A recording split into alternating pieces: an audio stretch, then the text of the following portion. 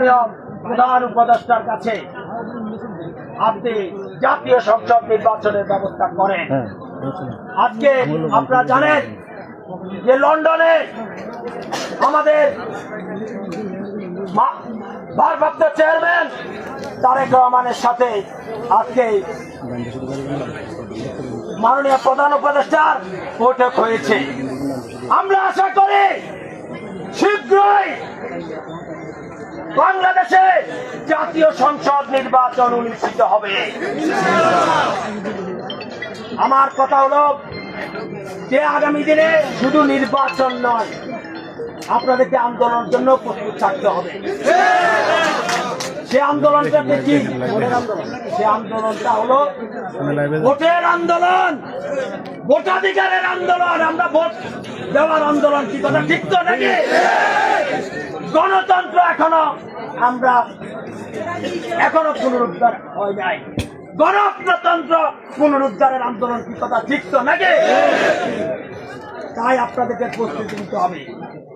বাংলাদেশ জাতীয়তাবাদী দল বিএনপি আগামী নির্বাচনে যাকেই মনোনয়ন দেবে, দল যাকেই মনোনয়ন দেবে, আমরা সবাই ঐক্যবদ্ধভাবে ধানের শীষের পক্ষে কাজ করবো। ঠিক তো? হাত তুলে দেখান তো।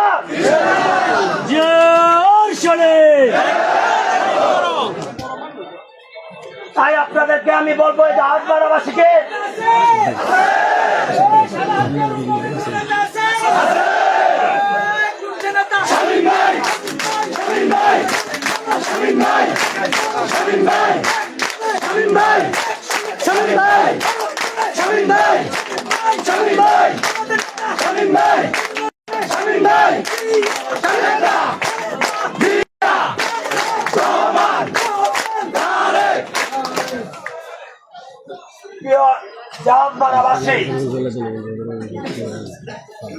সর্বশেষ আপনারা এখানে আসুন।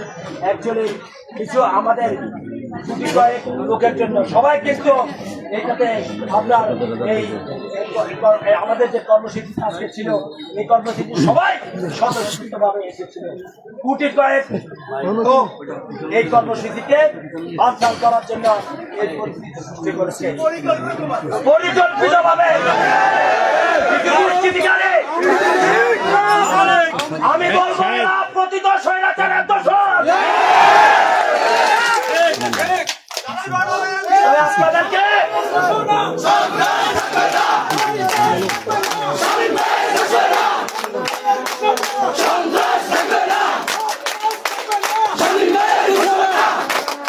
এই পতিত স্বৈরাচারের দোষর থেকে আপনাদেরকে সতর্ক থাকতে হবে।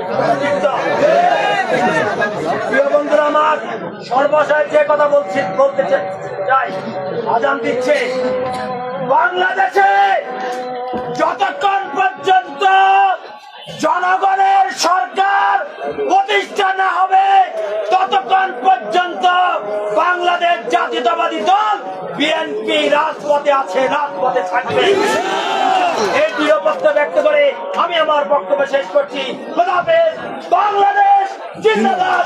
শহীদ জিয়া অমর, রাষ্ট্রপতি বেগম খালেদা জিয়া জিন্দাবাদ। বিএনপির ভারপ্রাপ্ত চেয়ারম্যান তারেক রহমান জিন্দাবাদ।